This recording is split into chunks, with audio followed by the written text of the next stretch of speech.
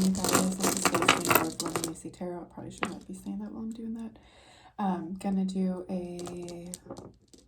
I don't know, I'm just gonna do what I feel led to do. And I felt led to grab this bag, and this is gonna be my last video of the day. It might be a little bit longer than I got a lot of things I gotta get going today.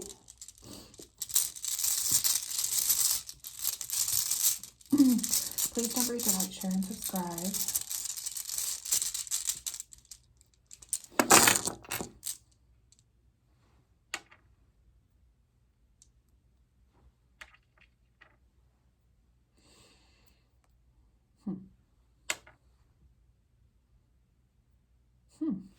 I love it. All right, so we have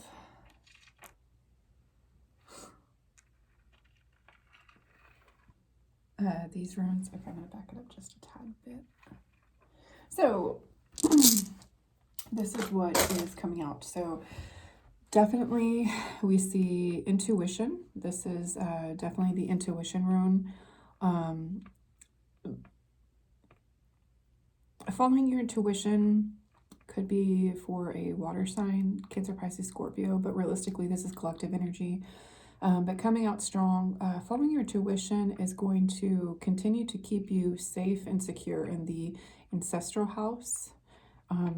This is the water intuition, ancestral house, which is going to, actually, let me, give me a second. Let's see, where's my room book? I do apologize, guys. I'm going to go get my room book really quick.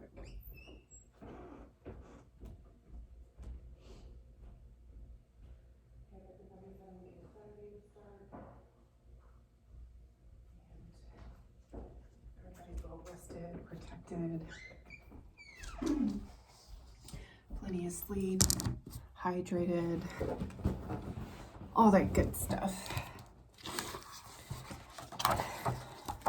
Okay, just because I am a perfectionist at heart, give me another burger.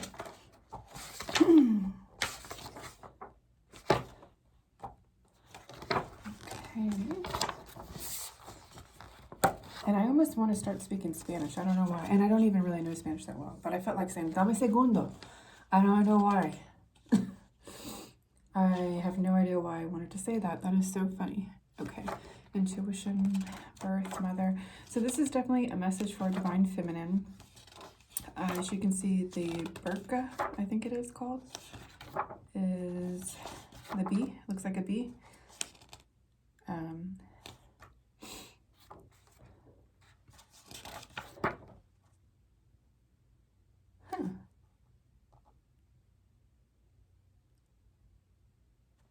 Oh, that is so neat. And they're right next to each other as well.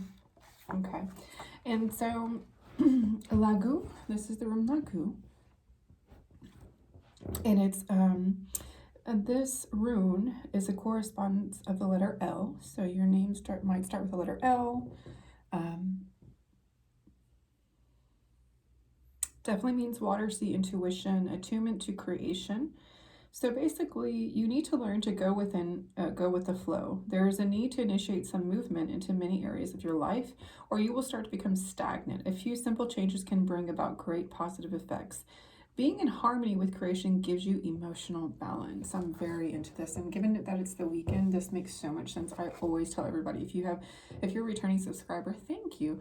But you also know that at the end of every reading, I tend to say, you know, go out in nature, get near some water, cleanse yourself, you know, really tune into your intuition by guiding yourself in nature. Nature is very good. It's very good therapy. A lot of people take that for granted. It's free. You don't have to pay for it. It's God-given, your birthright. You know, some people spend money all weekend, every weekend, just to fulfill some satisfaction within, when in reality you're not feeding your soul, you're feeding the man-made ego within you. So it's all about detachment from materialism is what I'm picking up, and realigning yourself with your most natural essence, which is being in nature and allowing nature to tune and tap in, cleanse your chakras. We have a chakra system within us that is called the Tree of Life. It is part of the Kabbalah, and it's interesting because I actually bought this so I could start teaching you guys about the Kabbalah, the Tree of Life. I do have many books, and I've read this, like, I have read this thoroughly, but I found this on Amazon, and I was like, ooh, this is a great way to, like, while I'm doing a reading for you guys, I can tune in and tap in. This is definitely Hebrew, as you can see, and it deals with pretty much the chakra system. And in a sense that we have Yod, He, Vav, He, which is the name of God. But anyways, this is just a little side note that I wanted to tell you guys that I'm going to start doing with y'all, educating you. So again, Lagu, Ruin, tapping into your intuition, allowing your intuition to guide you, letting nature cleanse, clear, and delete any negative energy that is within you. Also, next to that is going to be the rune Ing. It literally says Ing. I actually thought it was the ancestral Othala house. So I stand corrected. The Othala house has a little X at the end, or two, and you'll understand later. And so pretty much the fire of inspiration urges you to keep striving towards spiritual fulfillment. So again, no matter what walk in life you are, the fertility of God. There you go. This is the fertility of God.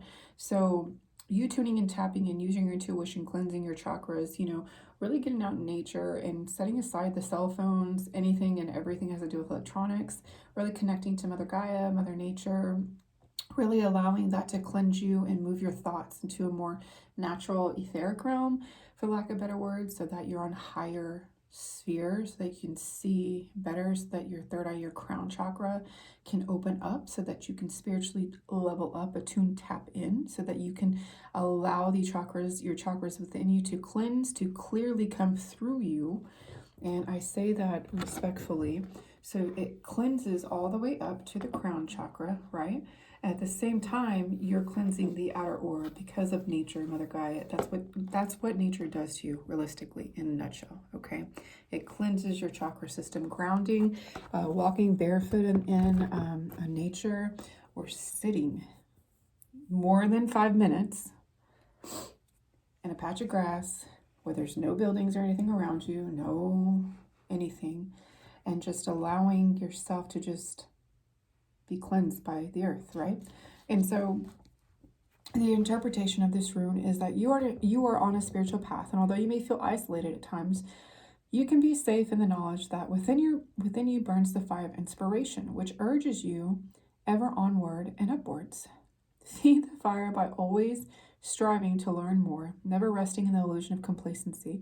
Seek only answers and never become wayland with too many questions. Live one day at a time, knowing that part is just a memory, the future just a dream, and the here and the now is what matters. Very, very good. And then the next rune that we do see is going to be the Borse. I do not believe I say that right. I say the birch because it's based off of the birch tree. But this is an exciting time of new beginnings and fresh adventures. Okay, and a birch tree, Dimitri meaning is new beginnings. So this is an exciting time of new beginnings and a fresh adventures, a time of great activity and energy. This is a time to sow seeds, but remember that the harvest is still a long way off. Do not expect to see immediate rewards for the efforts, as new ideas need nurturing and feeding before they will bear fruit. This is the time to make sure that the past is truly put in its place. If only has learnt all the lessons that the past has had to teach, it need never be revisited. It can be left behind, and one can venture forth with boldness to embrace new pastures. This is also a good time to think about a spiritual spring cleaning, clearing away the old to wake, to rise in the wake, there you go, to make way for the new. So obviously, you guys, much like a tree, it has roots, right? And the roots have strong lineage past, right? Strong ancestral past. And even in the present life that you're living now, whatever you have been through, I'm getting the goosebumps, it has led you to where you are now, right? To this exciting time, a new beginning and a fresh adventure. The only way that this has arrived, collective, divine feminine and masculine, is that you were willing to sacrifice the old, to releasing it, to letting it go, to transform into the new creation that you're being. Again, I cannot express the tree of life. That is the purpose of spiritual maintenance, because we have to constantly cleanse, clear, and delete what no longer serves us, right? Especially when we go into like Mars retrograde, Mercury retrograde, tends to bring, or any retrograde realistically, it tends, the planet is going backwards, so it's going back in time, right? And when that happens, it happens to us as well. We are very connected to the solar system, okay, you guys? We are of stardust. I'm not even joking. This is on even a science level, okay? It's just spirituality. It's just the way that we are, okay? We were created, and I'll get on that, touch that later, but when we cleanse ourselves of the past, well, I was getting with retrogrades. Retrogrades tend to bring back the past. They tend to try to bring back things to see if you learned a lesson, to see if you have mastered thyself, and or to teach you how to learn the lesson and or how to master thyself. And so again, being in alignment with thyself and cleansing your chakras, cleansing your solar system within, realistically, you see that these are all like planets. You got to cleanse your system. We got to cleanse. We got to stay on the path of cleansing. And because you did that, you've done the hard work. You're going to continue to do hard work, because remember, life is a journey. It's not a race. We're not getting to a finish line. It is a journey. It's a destination. And there's different destinations each journey, right? And so we're constantly being rebirthed. We're constantly being renewed. We're constantly being put into position of power and authority to own thyself, to allow God, the angels, and the universe to really Yod-He Vav-He within us. Don't ask me why I just said that. Look that up, please. Yod-He Vav-He. For whatever reason, God's wanting me to say that to you, okay? But because of that, you have come into an exciting time, a new beginning, and because you have learned how to transmute any and all negative, what was meant for evil, you have learned to transmute it for good. Many of you may work with the angel Shavamaya, which is the 70th angel. But needs to say, that is what is actually, and mind you, this is past, present, future, and the path, the outcome, right? Fehu. And many of you who understand runes and know runes, you know that now the ultimate ending is going to land you in good fortune.